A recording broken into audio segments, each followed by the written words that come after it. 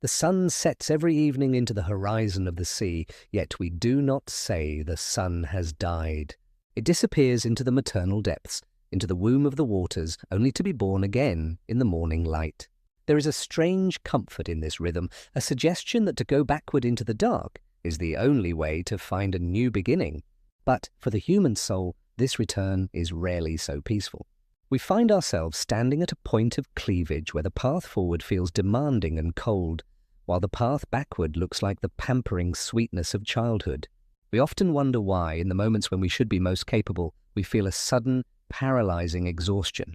We look at the tasks of our adult lives and they feel like a heavy burden, while the memory of a simpler time feels like a sanctuary.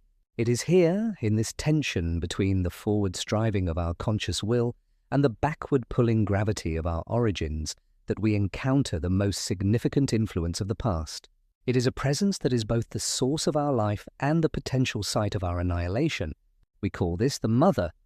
There is a profound paradox in how we relate to the beginning of our lives. We speak of the mother as the ultimate symbol of security, the one who provides the first model for all protection and love. She is the cradle. And yet the very same images that describe this comfort often shift, without warning, into images of the grave. The sea that gives birth to the sun is the same sea that devours it. The womb that offers life is the same darkness that threatens to swallow the individual whole. We see this in the way a person might cling to a version of themselves that no longer exists, sentimentalizing the past until the present becomes unlivable. The sweetness of the memory becomes a poisonous serpent lying across the path of the future. Why does the thing that once gave us life now feel like it is robbing us of the energy to live? We are told that we must grow, yet every step toward independence feels like a violent detachment from a peace we are not sure we want to leave. We are caught in a struggle where the enemy is not a person or a circumstance, but a deep, personal longing for quiet, for the stillness of non-existence that we first known before the world began to demand things of us. Consider the individual who finds themselves unable to commit to a career, a relationship, or a creative project. On the surface, it looks like a lack of willpower. But if we look through the lens of the text, we see something else, a retrospective longing. This person is glancing backward to a state where all their needs were met without effort. Every time they face a challenge, their libido, their vital energy, sinks back into the mother-imago. It is not that they are lazy, it is that they are being devoured by a psychic state that refuses the sexual fate, which is to say, the fate of being an adult who must create and perish. The sweetness of idle dreaming becomes the mother of the fear of death. To dream of what has been is to deplore what is, and this sentimental turning back of the clock acts like a paralyzing poison. The very source of their life has become their greatest threat. Carl Jung, writing in a period where the modern soul was first beginning to see itself as a living archaeological site, observed that this mother-imago possesses its power solely and exclusively from our own tendency to glance backward. He looked at the myths of heroes who journey into the belly of the whale or descend into the underworld, and he saw not just stories, but maps of a psychological crisis. These thinkers lived in a world where the stakes of self-understanding were becoming clear. If one could not navigate the internal abyss, one would be whirled around by currents of air, sometimes the sacrificer and sometimes the sacrifice. Jung suggested that life is a constant struggle with death, and that death is not an external event, but an internal pull. It is the idle dreaming that acts as the mother of the fear of death.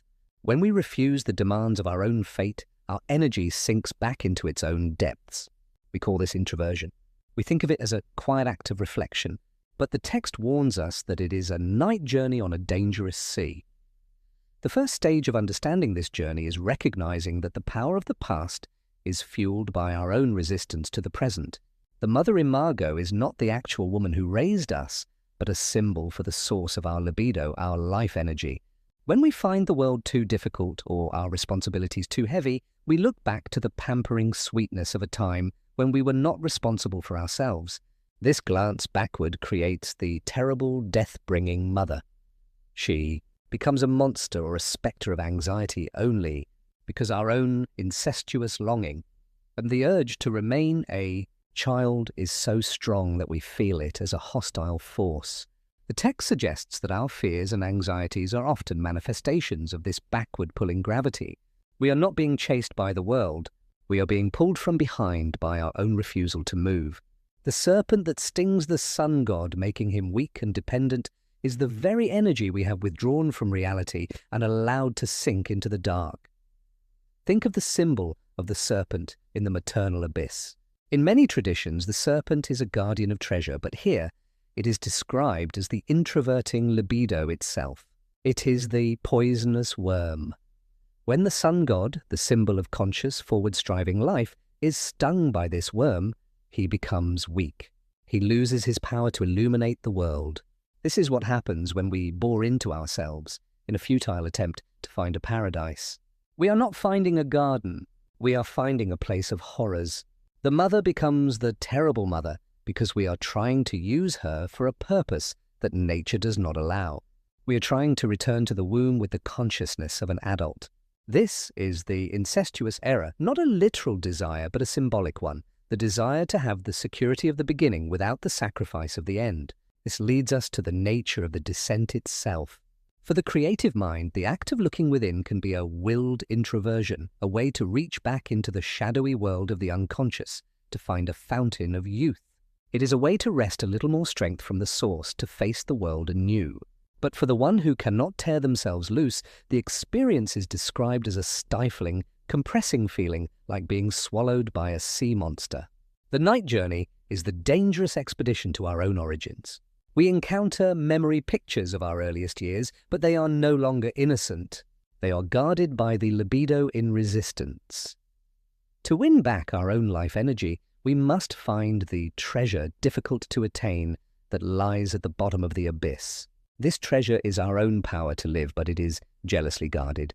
We are hunted by ourselves, caught in our own snares, and pierced through ourselves because we are afraid of the sacrifice required to leave the depths. The belly of the whale is not just a place of confinement. It is a place of transformation, but only if the hero can remain conscious within it. If the hero is swallowed, he is at risk of being digested, of having his unique individual energy assimilated back into the generic stream of the past. This is the annihilation mentioned in the text. It is the danger of becoming nothing more than a collection of past influences, a person who never truly was born because they never truly left the mother. The treasure is the ability to be a separate, self-determining being. But nature does not give this treasure away. It must be conquered. This conquest is the renunciation of the wish to be a child. It is the moment when we realize that the pampering sweetness we long for is actually the weight that is drowning us. The serpent is perhaps the most complex symbol in this maternal abyss. It is the introverting libido itself, the life energy that has turned downward toward death. The text makes a startling claim. The hero is himself a serpent. This implies that the conflict we feel is a disharmony within our own nature. The serpent is a negative phallus, a form of life that has lost its direction. It is the poisonous worm that makes the individual weak. To overcome this, the serpent must be caressed or bitten. It must be transformed. This means the renunciation of the wish to be a child. We must conquer the mother, not by destroying the past, but by sacrificing the desire to hide within it. Nature cannot indefinitely be deceived. Life believes not in death, yet it demands that we continually sacrifice the version of ourselves that is content to remain in the cradle. Consider the serpent as the part of you that knows exactly how to undermine your own progress. It is the internal voice that suggests that today is not the day, that the world is too harsh, that you should return to the quiet of non-action. This serpent is not an external demon. It is your own life force turned against you. It is the poisonous worm because it uses your own energy to paralyze you. The text suggests that all the important errors of conduct come from this. When we make a choice that sabotages our future, it is often because we are slaves to a primal emotion that seeks the maternal abyss over the sun's course. We are hunted by ourselves because the part of us that wants to grow is in a state of war with the part of us that wants to sleep. Finally, we must consider the biological and psychological cost of this struggle. To truly live, one must tear one's self away from the mother. This is described as a violent and often painful detachment. If we fail to do this, our inability to move forward is actually a secret refusal of our own fate. We cling to an imaginary reality of our own infantile history because we are afraid of the sexual fate, the adult reality of creation, struggle, and eventual decay. The source suggests that all the important errors of conduct are caused by the inadequacies of our association with these primal, animal emotions. We remain slaves to our past because we are afraid of the sacrifice. We are boring into ourselves in a futile attempt to find a paradise that was never really there, or at least a paradise that cannot exist for the person we have become. The sun sets so that it may rise, but the rising requires a departure from the sea.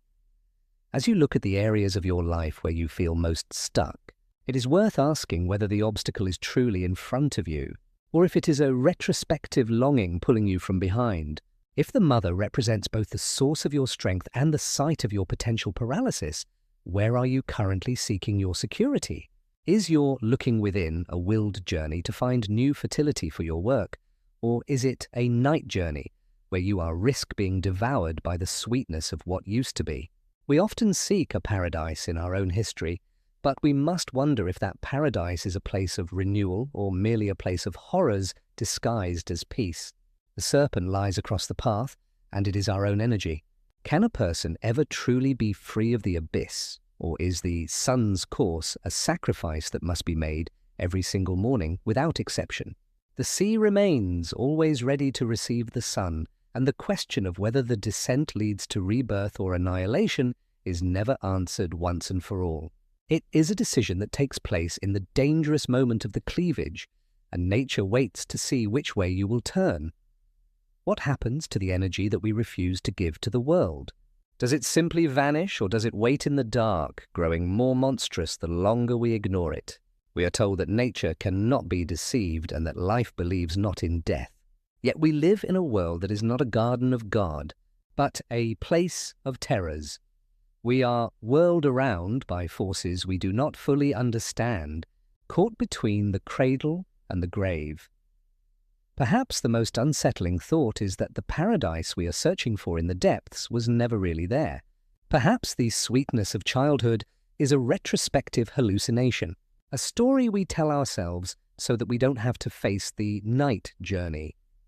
If the treasure is difficult to attain, it is because it requires us to abandon the very idea of safety. We are left with the image of the sun rising once more from the sea, having survived the night.